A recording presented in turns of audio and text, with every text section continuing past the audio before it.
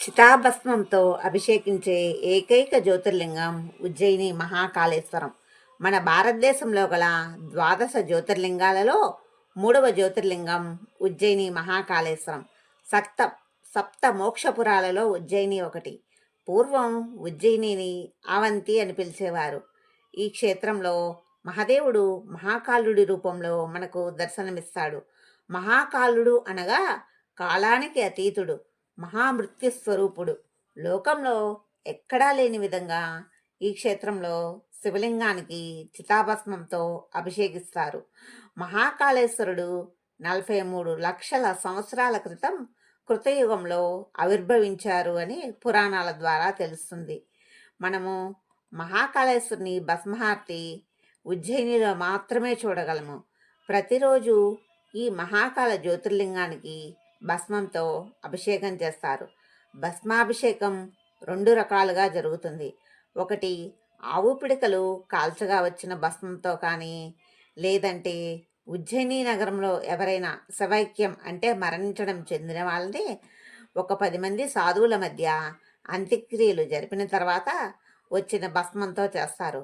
దేశంలో పరమేశ్వరుడికి చితాభస్మంతో అభిషేకం చేసే ఏకైక క్షేత్రం ఉజ్జయిని మాత్రమే. భస్మాభిషేకం కొరకు ఉపయోగపడిన జీవుడు ప్రమదగణాలలో కలిసిపోతాడు అని మహాదేవుడు వరం ఇచ్చాడు. భస్మహారతి దర్శించి ఆ చితాభస్మంని నుదుటిన ధరించడం వలన సకల పాపాలు తొలుగుతాయని ప్రతీతి.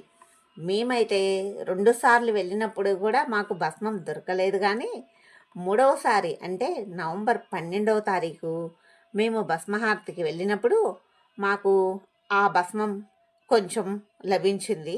అది మా అదృష్టంగా భావిస్తున్నాను. మహాకాళేశ్వర జ్యోతిర్లింగం గురించి ఎంత చెప్పుకున్నా మనకి తక్కువే.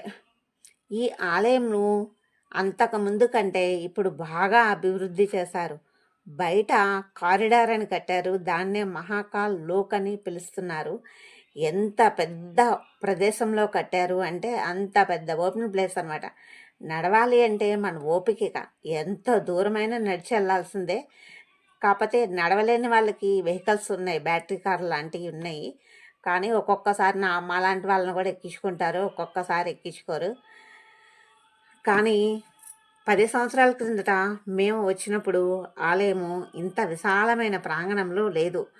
అంటే రోడ్డు మీద నుంచి టెంపుల్ ఉంది, అంటే కొంచెం క్యూ లైన్ ఉంటుంది. ఇప్పుడు అసలు ఆ షాప్స్ అని కానీ అవి కానీ ఏమీ కనిపించడం లేదు. అసలు ఎక్కడున్నాయో కూడా